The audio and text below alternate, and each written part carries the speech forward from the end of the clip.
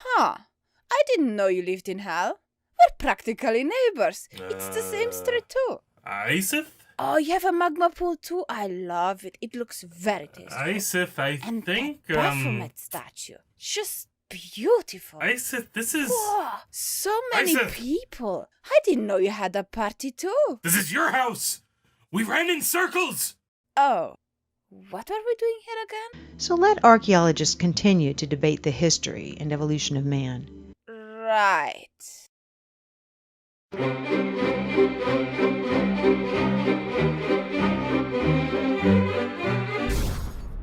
These were polytheistic gods of ours. They were aliens. Aliens from planet Permafrost decide to take their super fancy advanced spaceships to fly all the way to Earth because reasons. To enslave a genetically modified race to mine pathetically small amounts of gold using Bronze Age equipment. And that is so convincing and awesome to you that you want it taught at schools? I get the drinks! They created a mining settlement they called Eridug, Earth Station 1, in the Persian Gulf, under a leader named Enki. The tablets convey, after a kingship descended from heaven, it was in Eridug. If they had all this capability, even if they were stupid enough not to just synthesize ozone back home, wouldn't they be smart enough to realize that there was a lot more gold in Hungary, Germany, the Ural Mountains, West Africa, South Africa, the Nile River, and the Andes Mountains, Mexico, and California than in ancient Babylon? Wouldn't this story make more sense if they landed there instead? Mesopotamia was notably deficient in gold compared to the rest of the world. And why exactly would they be after gold? Humans may be really into gold and have been in the past because it doesn't readily react with other elements and it's all nice and shiny. But that doesn't mean it's valuable to anyone else. If I was some alien on frost planet Nibiru, I would probably be far more into something light emitting. Perhaps something radioactive like radon that starts glowing yellow and then if it gets cooled down enough, it turns into red. What would I do with some non-reactive metal on a planet where most things wouldn't react with each other in the first place? These visitors were not alone. They brought another extraterrestrial race with them. They were called the Ajiji, and they worked as their slaves. The Ajiji were considered inferior. They served the Anunnaki by mining gold. Two alien races. Have you never heard of Occam's razor? When trawling your toilet for shit to sell suckers, eliminate unnecessary presuppositions. You could have just called them separate races of one species. We get racism. That's a thing humans understand pretty damn well, let me tell you. But two intelligent races evolving on a super Earth under crushing gravitational forces and too far from the sun to get a significant influx of heat energy to feed a biosphere? That's a bit much for me to believe, and I'm a dragon enjoying a cocktail party in hell. Wait, are you implying that the nonsense we heard until now was not too much to believe? But to play the devil's advocate here, I would be far less bothered by the claim that there are several species living on one planet and that one species makes use of the other than that there are intelligent aliens on some imaginary planet spooking around the solar system that would lack any capability of hosting that sort of life in the first place. As civilizations grew, the Ajiji endured crushing labor. And these stories are consistent with Babylonian tablets from the 18th century BC. Of course they're consistent. Babylonian civilization developed out of the Sumerian civilization. You're talking about a direct descendant. Being astonished by this is like being surprised when baby Beelzebub would start wearing top hats, stealing teddies from Logic, and putting pineapple on pizza. Pineapple on pizza? We are raising her better than that. How dare you! When the gods, manlike, bore the labor, carried the load, the gods' load was great, the toil grievous, the trouble excessive. The great Anunnaki made the Ajiji undertake the toil. After many centuries, the Ajiji rebelled, mistakenly believing they could overcome these oppressive masters. Their defeat almost completely annihilated their race, leaving the Anunnaki without a workforce. First, why use slave races when you could literally automate the entire process? You aren't giving your god aliens enough credit. These crazy bastards flew across vast distances, consuming unimaginable amounts of energy to mine a metal from one of the worst sites to mine that metal, when they could have trivially pulled asteroids along before reaching Earth, and just to solve a problem they never even had to leave their own planet to address. Surely they could build robots to do the mining for them. And second... Alright, no need to foam out of the mouth. Take a deep breath. In, out. Want some more bourbon? Or painkillers? Or setting fire to the UFO in the backyard? Unable to replace the Ajiji, Nibiru's ruler, Anu, ordered his son, Enki, to genetically engineer a new slave race, one that was intelligent enough to perform complex work but still be subservient to the Anunnaki. Okay, so something intelligent enough to perform simple tasks like mining, such as machines for example, and stupid enough not to rebel, such as machines for example.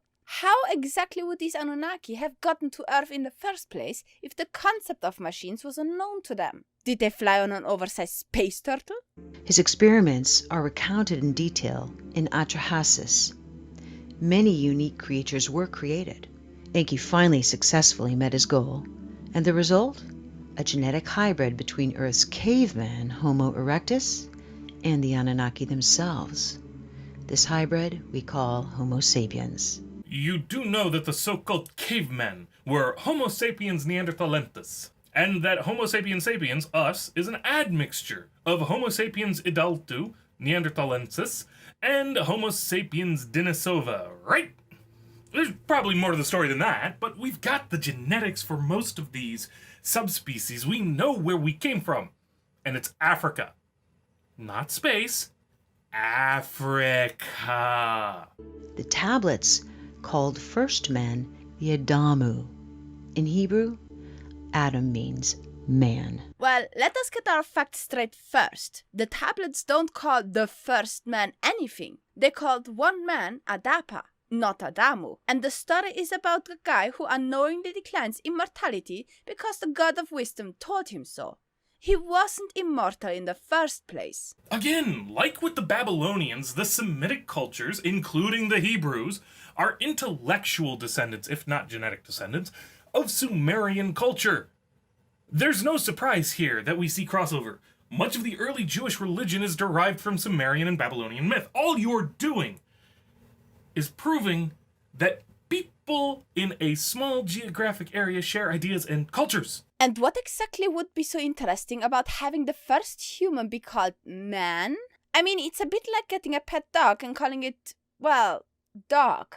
I would have been far more intrigued if the Hebrews would have called the first human ape, or maybe fish. The Anunnaki put the Homo sapiens to work in the mines and elsewhere in Mesopotamia. The Semitic word avad, or worship, literally means work for. Hence, early men had no choice but to worship their gods. Let me throw in a caveat here. I suck at Hebrew, but from the sources I found, and thanks to the people over at Digital Hammurabi, a channel you should totally subscribe to, by the way, I was able to confirm that the Hebrew word of avada means work or service, and the verb avad means to serve or to work for. It has also been used as serve God, for example in Exodus 3:14.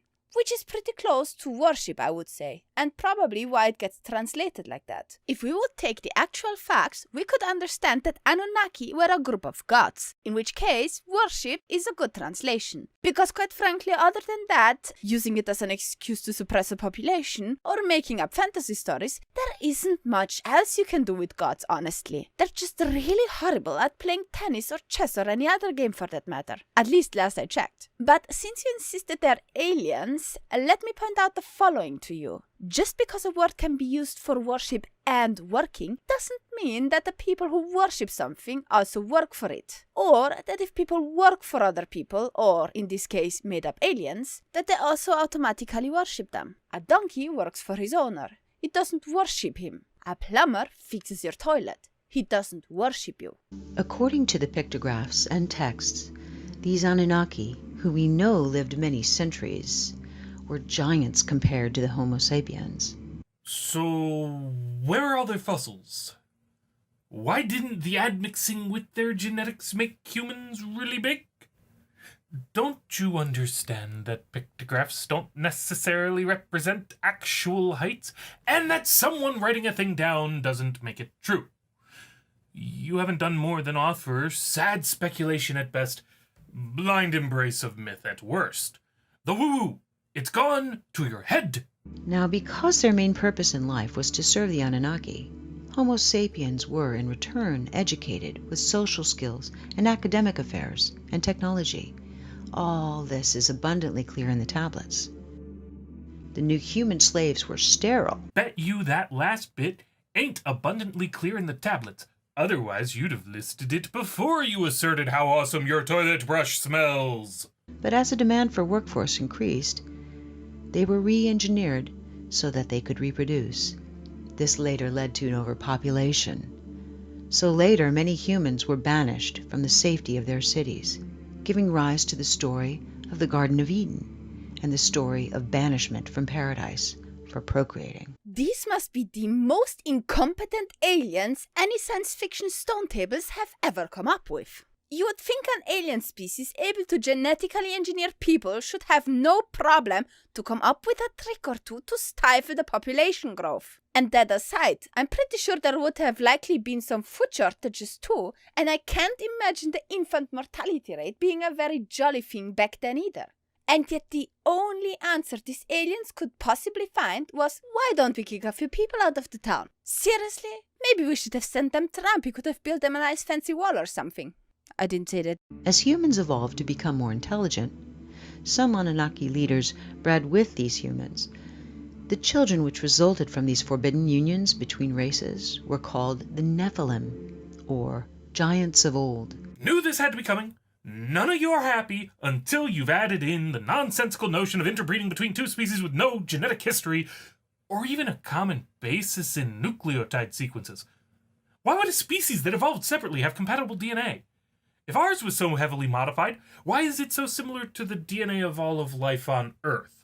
To the point where we can use it to estimate the actual time in history where we diverged from a common ancestor with another species, and then corroborate that in the fossil record. There's one more thing about that whole story that irritates me. These aliens had to deliberately engineer humans to be smart enough to work in gold mines. And yet after that, these breeding humans suddenly were perfectly capable of evolving by themselves to get smarter. So what exactly would have stopped them from evolving by themselves before that? Tablets say that these practices enraged Enlil, the Anu leader of that time, who was also the brother of Enki. Enlil wanted to ensure no human would ever rise to power and potentially rule Nibiru. Naturally, the interbreeding increased that risk, but it was beyond his control. Human populations increased over the following millennia, only to be met with a population control plan that nature had in store. How exactly do you get from too many humans that aliens interbreed with to they will rule over Nibiru? They aren't even on Nibiru. I find it very hard to believe that such a thing would even be possible. For one thing, you mentioned that these aliens are supposed to be super advanced, while we certainly were not. I mean, learning from them how to craft and use a wheel won't really teleport us to their planet. Never mind being able to suffer their atmosphere or whatever. And then you mentioned that Nibiru comes every so and so many years. So they either had to reproduce like rabbits in the shortest amount of time and get smart enough to be able to even get on a planet before it vanishes, or the planet was long gone when these humans started to be a nuisance. And last, why would they want to rule Nibiru, and how would they be able to rule Nibiru in the first place? The way you describe them, they're hardly anything more than modestly smart alien pets. At best, they could be an invasive species from some careless aliens who smuggled them in. During one of its 3,600-year cycles, Nibiru's orbit created havoc on the Sun and on Earth. Nibiru is also called the Destroyer in the Kolbrin, which is an ancient gospel found in Scotland that was omitted from biblical text, much like the Dead Sea Scrolls were. Well, it'd be more accurate to say it's a claim that such a text exists. Oddly, the people defending this claim are awfully shy about presenting the actual originals to respectable academics for research. I mean, this is so poorly documented outside of woo theory circles that I had to go to Rational Wiki, of all shitholes, to learn anything about this crap. All of that aside, if Planet 9 deviated from its orbit enough to cause havoc on the sun, wouldn't there be evidence, perhaps in the orbits of the planets? I mean, if it was that horrible, I'm pretty sure that kind of thing wouldn't completely go unnoticed. You've got a point. Not to mention that Planet 9 is only supposed to be 10 times as massive as the Earth. That wouldn't cause much havoc on the sun, even if it plunged into the cornea. Corona. Cornea! No, well, I mean, it's corona. It's pronounced corona. You know, like the thing that the people wore who thought their ancestors slept with more aliens than the ancestors of the commoners did. Never mind. It reads, "Men forgot the days of the destroyer. Only the wise know where it went, and that it shall return at the appointed time." Okay, hold on there. So, this planet apparently caused havoc on the Earth and the Sun, and then didn't, I don't know, go off course, split in two, explode, crash straight into the Sun, or into any other planet for that matter, nothing? Does it really seem plausible to you that some planet would just come along, cause mayhem, tick it off on its lunar calendar, and then politely keep on drifting on the usual course in outer space as if nothing ever happened? The destroyer, its color, bright and fierce and ever-changing, was an unstable appearance, a fierce body of flames. Though stating Nibiru usually passes without causing harm, the tablets describe one cataclysmic event which occurred when Nibiru neared Earth. It says, first, black spots appeared on the sun's surface. The Earth's magnetic field became weaker, the temperature rose, and ice caps began melting. This event we call the deluge, or the Great Flood. There's no reason to suppose this would happen. What are the mechanics of gravity that would work across that kind of distance to create these effects? And how didn't this also trash Nibiru? Unless you mean that while Earth flooded, Nibiru literally burst into flames or expanded into a gas giant somehow instead of that bit about Nibiru being a fierce body of flames. Is just metaphor? Neither option really makes any sense. We're talking about an ice planet 10 times Earth's mass suddenly rocketing out of its normal orbit, causing inexplicable problems on the sun, despite the sun being another 33,300 times more massive than Nibiru. Nibiru screws up the fusion process or something. This is painful. You said so much, and yet I feel like we hardly scratched the surface of the inconsistencies, not Nibiru. Somehow this story manages to be so fractally wrong that just by picking one part of a sentence, one has an entire impossibility inception. For example, the destroyer, its color bright and fierce. We basically already turn our entire knowledge of space on its head, and that bloody thing didn't even do anything yet. In order to be bright, it has to be close enough and bright enough for us to see it. That means it needed a massive light source. It could have been burning, for example. And by burning, I don't mean the little forest fires that burn here and there, but an asteroid is dashing through the atmosphere style of burning. Or it had to have another strong light source. For example, it could have been brightened up by the sun, like the moon. But in that case, Earth would have to be between it and the sun. Otherwise, the light wouldn't reflect on it and couldn't go back to Earth. And that would make messing with the sun even more difficult. Or perhaps, I don't know, maybe they had a planet-wide party with everyone having their hyper-Earth destructive disco lights on, bright enough to reach Earth and for some reason able to get water to dance along with it. And this is just the light. We didn't even get to the color switching part yet. Your story has more plot holes in it than the Game of Thrones. It also reads, "For days before the day of the deluge, the earth was rumbling, groaning, as if with pain.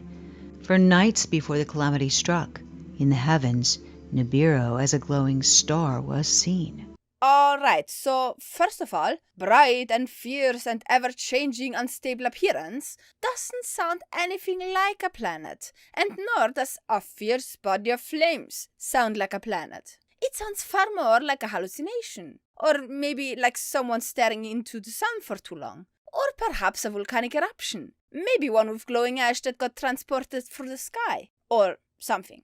And the rumbling could as well have been an earthquake, or if it was a volcano, the magma digging its way up to the surface before the eruption.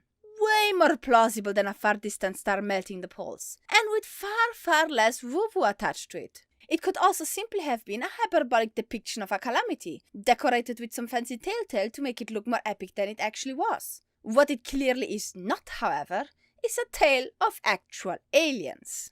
Well, according to the tablets, Enlil saw the oncoming disaster as an opportunity to rid the planet of humans that he deemed unworthy. He returned to Nibiru, but many Anunnaki chose to stay, instead witnessing the flooding and the destruction on the planet from their celestial boats which circled the Earth. Didn't Enlil get somewhat warm on this fireball-like glowing planet? Don't you know? The bit about Nibiru being a fiercely flaming thing is metaphorical, because it disagrees with all the other bits. Really, Nibiru just came out of the closet. It reads, "Then there was darkness in daytime, and at night the moon as though by a monster was swallowed. The earth began to shake by a force before unknown. It was agitated." So sun and moon covered and earth shaking around, and then you even put in that fancy imagery of thick clouds and magma and fire appearing everywhere from the ground. And yet it didn't occur to you that volcanic eruptions and the description of these end-time events sound surprisingly similar? In the glow of dawn, a black cloud arose from the horizon. The morning light turned to darkness. Then the sound of a rolling thunder boomed, and lightning lit the skies. On that day, on that unforgettable day, the deluge with a roar began. At that point, the South Pole's huge ice sheets collided and fell into the ocean. This would have created tsunamis everywhere, traveling north to the gold mines in Southeast Africa. Oh! So you did know that they shouldn't be mining in Mesopotamia after... Could you show us where in the Sumerian texts they talk about mining gold in Southeast Africa? Also, the physical evidence for such mines and the destruction in a calamitous flood? The tidal wave continued north until it reached and submerged the city of Eden, one of the first Anunnaki settlements on Earth, now located somewhere at the bottom of today's Persian Gulf. You know, with all the wars around that area and the importance the Gulf plays in the global economy, the sea floor there is pretty well mapped out. So, got some physical evidence that the city is there? Anything? Nothing. Just your reinterpretation of old myths from dead civilizations? Damn. Witnessing the cataclysm, Enki, who felt sympathy for his creations, instructed his chosen ones to build boats. Among these few humans was Zayasudra, we know as Noah, and his family. You're trying to imply this story is more likely true because multiple cultures share this myth, aren't you? Even though we explained why that's meaningless already? A great storm with heavy rains started. The tidal wave kept sweeping the earth for 7 days until it finally came to a halt. But the heavy rains continued for 40 more days and nights. The story of the deluge is recorded in almost every civilization on our planet. That's not true in the slightest. Most flood myths are local. And a fair few that aren't mysteriously only appear in the culture after the introduction of Christian missionaries, allowing for cultural contamination to explain their existence. Of those floods that aren't local floods, or probable cases of cultural contamination, we're left with ones that, wait for it, shared mythologies due to being a close-knit geographical area with direct cultural intermingling and a line of cultural descent dating back to the Sumerians! Core ice samples taken from Greenland and Antarctica illustrate that at the height of the last ice age, the sea levels were 425 feet lower than they are today. And, more importantly, there is a clear indication of a rapid sea rise. But, and this is very important, not anything like the heights necessary for the kind of flood you're claiming happened. High enough that there'd be major flooding around the world, producing a plethora of flood myths around the world, sure. Oh, and even more important, not any kind of flooding that would require external forces, such as the gravitational shift produced by a planet 10 times the Earth's mass suddenly collapsing in its orbit. Just the normal kind of fluctuation that we see on Earth since time immemorial. After the deluge, reconstruction of a new spaceport began. The text describes how the Anunnaki made their buildings according to the position of the stars. It reads, "Let the heart of the plane, the heavens, reflect." Once Enki to this agreed, and Leal from the skies of distances took measures. Indeed, the pyramids, now questioned to be much older than originally determined, and many other ancient monuments are, in fact, aligned to the stars. No, we pretty well dated the pyramids at Giza. It's not controversial to say that they're built between 2600 and 2500 BCE. And you're ignoring the other, 100 or so pyramids in Egypt, which we can fairly reliably date. This stuff isn't hard to look up. It's not even worth a citation. It's on Wikipedia. We have written records of these things from the Egyptians even. These can be cross-referenced with documents from other civilizations. Items found in the tombs within the pyramids can be carbon dated with at least some reliability. All of this allows us to establish an age, and you don't get to backdate them just to fit your narrative. Also, stars were important for timekeeping. Tracking religious observances were even considered to be the homes of the gods in a number of mythologies. So why is it any surprise at all that ancient monuments would be aligned to them?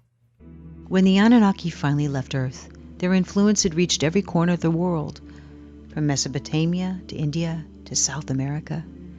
Before they left, they gifted humanity the Sumerian civilization, which was inexplicably advanced for its time, having made a sort of a sudden appearance as a mature and highly organized culture that came out of nowhere.